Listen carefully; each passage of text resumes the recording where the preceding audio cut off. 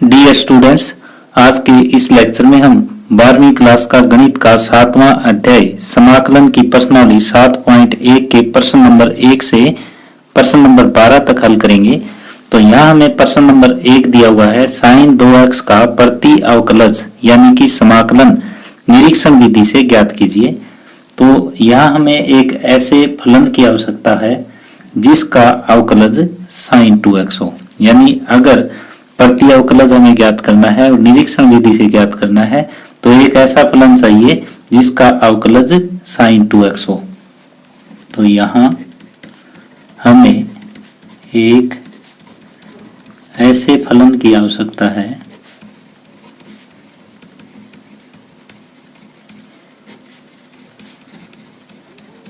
जिसका अवकलज क्या हो, साइन 2x हो। यानी अगर साइन 2x का समाकलन ज्ञात करना है तो हमें एक ऐसे फलन की आवश्यकता है जिसका अवकलज क्या हो, साइन 2x हो।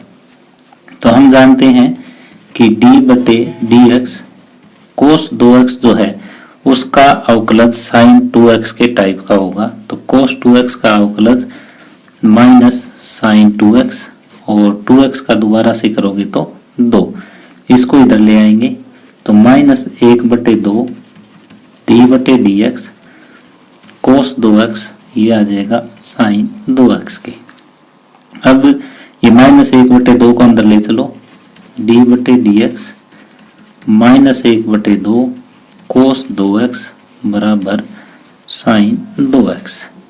तो माइनस 1/2 cos 2x का अवकलज जो है वो किसके बराबर आया, साइन 2x के बराबर।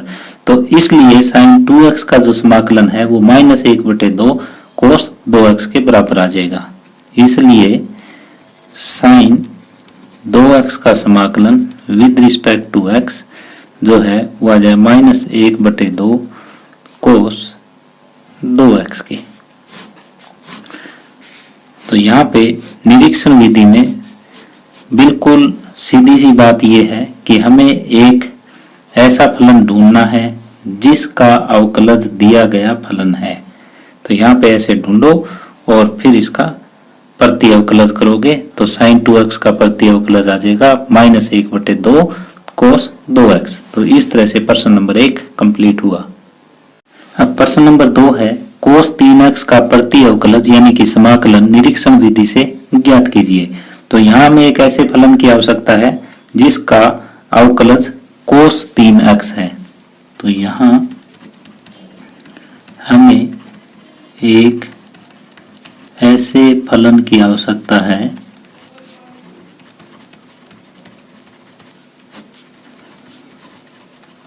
जिसका अवकलज कौन हो, cos 3x हो। तो इस टाइप का जो है अवकलज साइन 3x का होगा और साइन 3x का अवकलज होता है cos 3x और 3x का दोबारा से करें तो 3। तो इस 3 को इधर ले लो तो 1/3 d/dx साइन 3x बराबर ये हो जाएगा cos 3x, यानी d/dx इस 1/3 को अंदर ले चलो साइन 3x बराबर cos 3x। तो 1/3 साइन 3x का जो अवकलज है वो cos 3x आया। तो इसलिए cos 3x का प्रति अवकलज 1/3 साइन 3x आ जाएगा। इसलिए cos 3x का समाकलन या प्रति अवकलज जो है 1/3 साइन 3x आया। तो इस तरह से प्रश्न नंबर 2 कंप्लीट हुआ। अब प्रश्न नंबर 3 है, e⁻2x का प्रति अवकलज यानी कि समाकलन निरीक्षण विधि से ज्ञात कीजिए। तो यहाँ हमें एक ऐसे फलन की आवश्यकता है जिसका अवकलज e⁻2x हो। तो यहाँ हमें एक ऐसे फलन की आवश्यकता है जिसका अवकलज कितना हो, e⁻2x हो। तो अब हमें पता है कि डी बटे डी एक्स जो है e पावर 2x का e पावर 2x टाइप का होगा। e पावर 2x का अवकलज e पावर 2x और 2x का दोबारा से करोगे तो 2 हो जाएगा। तो ये हो जाएगा 1/2 डी बटे डी एक्स ई पावर 2x। इस 2 को इधर नीचे ले आए हम, या ये कह सकते हो कि दोनों तरफ 2 से हमने भाग दे दिया। ई पावर 2x, अब 1/2 को अंदर ले जाओ, डी बटे डी एक्स 1/2 ई पावर 2x बराबर ई पावर 2x, यानी 1/2 ई पावर 2x का अवकलज जो है ई पावर 2x आया। तो इसका अर्थ ये हुआ कि ई पावर 2x का प्रति अवकलज 1/2 ई पावर 2x हो जाएगा। तो इसलिए प्रति अवकलज ई पावर 2x का जो है वो 1/2 ई पावर 2x हुआ। तो इस तरह से प्रश्न नंबर 3 कंप्लीट हुआ। अब प्रश्न नंबर 4 है ax प्लस b का वर्ग का प्रति अवकलज यानी कि समाकलन निरीक्षण विधि से ज्ञात कीजिए। तो यहाँ पे एक हमें ऐसे फलन की आवश्यकता है जिसका अवकलज ax प्लस b का वर्ग हो। तो यहाँ हमें एक ऐसे फलन की आवश्यकता है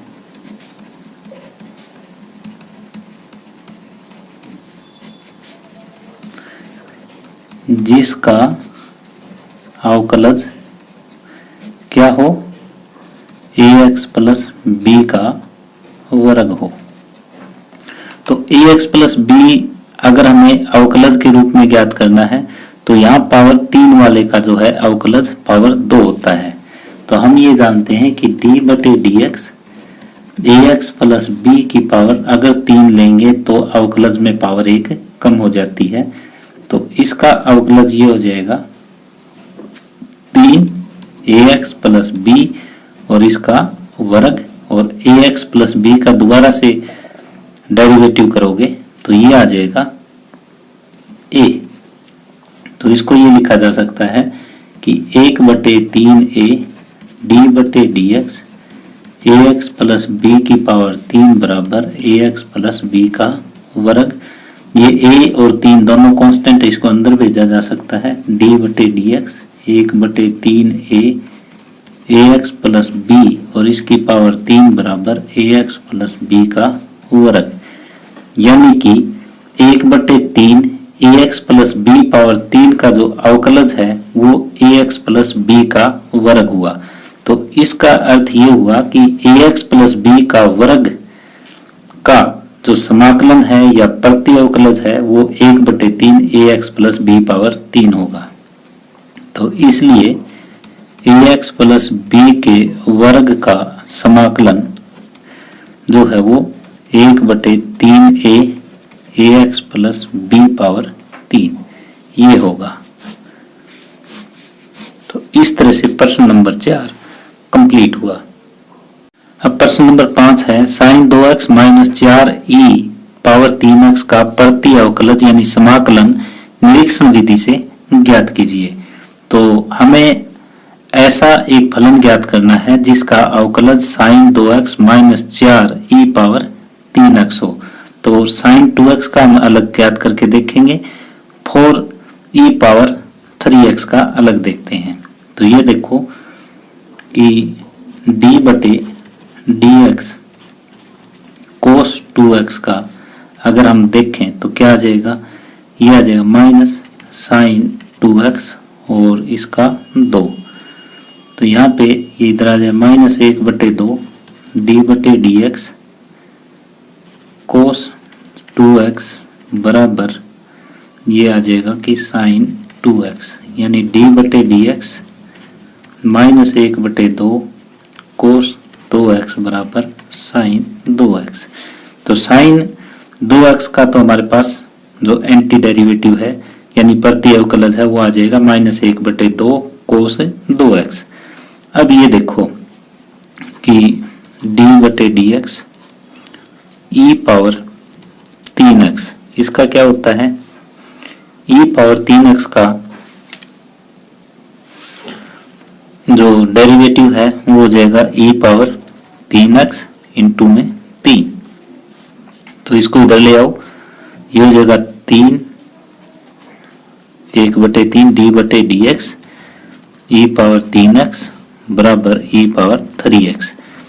लेकिन हमें चाहिए यहाँ पे -4e, तो दोनों तरफ -4 से गुणा कर दो। तो -4/3 d/dx e पावर 3x बराबर -4 e पावर 3x। तो d/dx -4/3 e पावर 3x बराबर -4 e पावर 3x।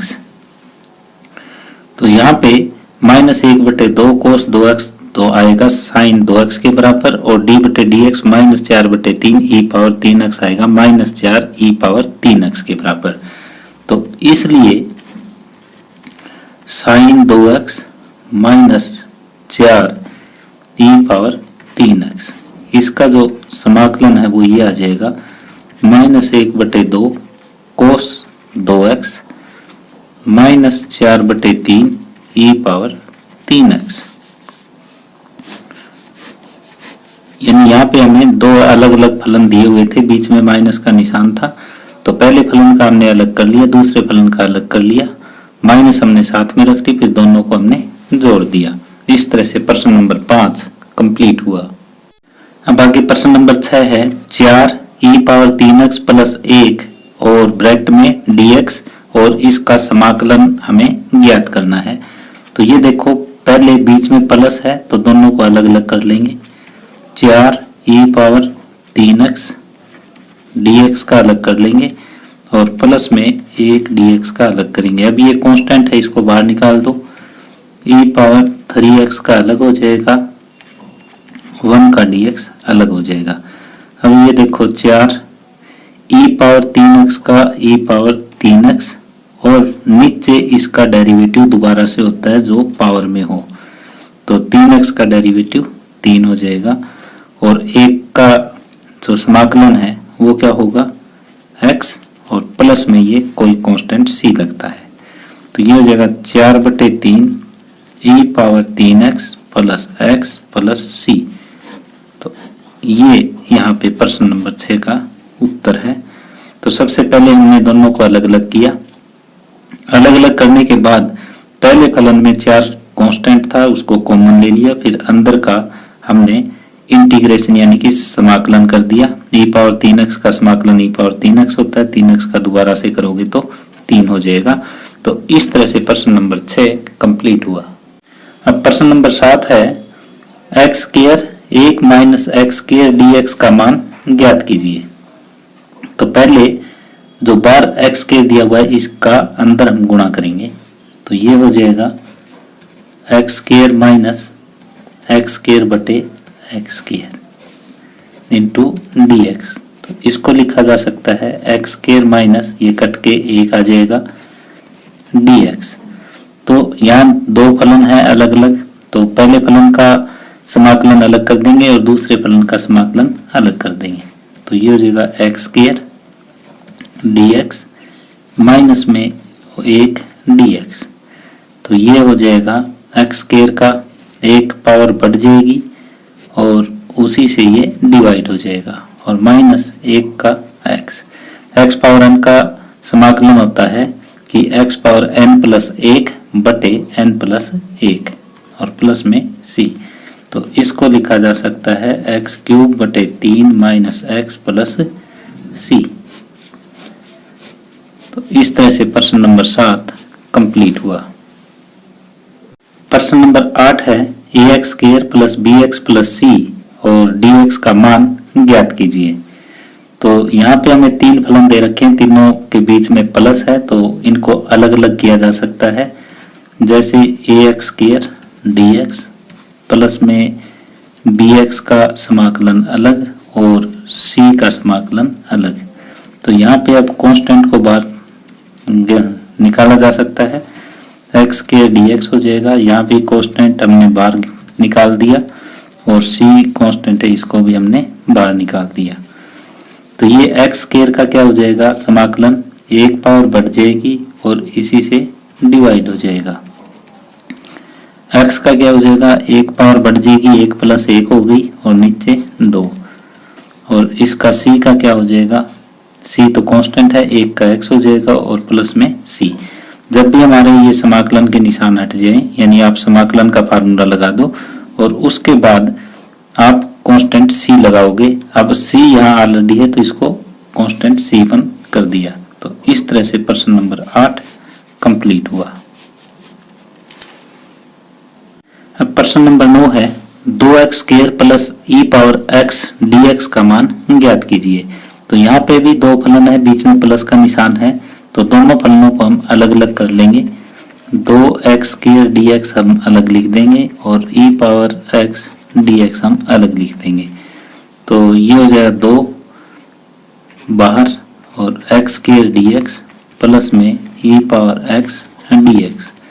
तो 2x² का समाकलन 2 में एक पावर जुड़ेगी, 2 और 1 3 और बटे में भी ये 3 आ जाएगा। e⁻x का समाकलन e⁻x होता है और प्लस में ये कोई कांस्टेंट c। तो इस तरह से प्रश्न नंबर 9 कंप्लीट हुआ। अब प्रश्न नंबर 10 है वर्गमूल x - 1 बटे वर्गमूल x का वर्ग और इसका हमें समाकलन ज्ञात करना है विद रिस्पेक्ट टू x। तो पहले ये वर्ग खोल लेंगे। अगर इस टाइप का कोई भी क्वेश्चन आ जाता है वर्ग वाला, पहले वर्ग खोल लोगे तो ये हो जाएगा 1 का वर्ग प्लस b का वर्ग माइनस में 2a इंटू में b और इसका हो जाएगा dx। तो ये होगा हमारे पास वर्गमूल से वर्ग हट जाएगा x, ये भी वर्गमूल से वर्ग हट जाएगा प्लस 1 बटे x और माइनस ये वर्गमूल से ये वर्गमूल x कट जाएगा और इंटू में dx। अब ये तीन फलन है अलग अलग, तीनों को अलग अलग किया जा सकता है। तो ये हो जाएगा x dx प्लस में 1 बटे x dx और माइनस में ये 2 इंटू में dx। 2 को मैंने साथ में कॉमन भी ले लिया। तो x का समाकलन हो जाएगा, एक पावर बढ़ जाएगी, 1 है, 1 और बढ़ गई तो 2 बटे 2।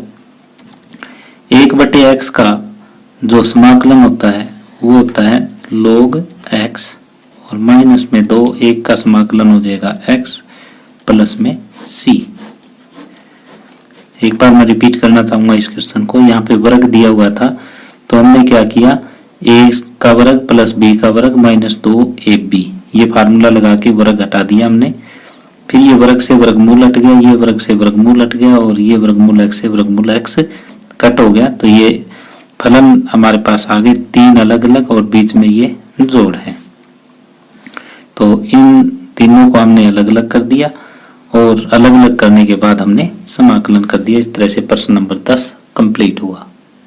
अब प्रश्न नंबर 11 है x³ प्लस 5x² माइनस 4 बटे x² इंटू में dx का मान ज्ञात कीजिए। तो यहाँ पे ऊपर फलन जो है वो अलग अलग भागों में बंटा हुआ है, नीचे जो है वो x² है। तो इसको अलग अलग हम भाग देंगे। इस टाइप का क्वेश्चन जब भी आ जाए तो ये तीनों पार्टों को अलग अलग हम भाग दे लेंगे। तो ये होगा कि x³ बटे x² प्लस में 5x² बटे x² और माइनस 4 बटे x², ये अलग अलग हमने भाग दे लिया। तो ये आ जाएगा x प्लस में 5 माइनस 4 और इसको ऊपर ले चलो x की पावर माइनस 2 dx।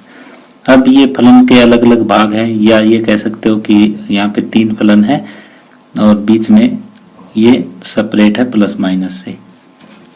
तो अलग अलग इनका कर देंगे हम x dx 5 समाकलन ये 1 dx और माइनस 4 कॉमन ले लोगे और x की पावर माइनस 2 dx।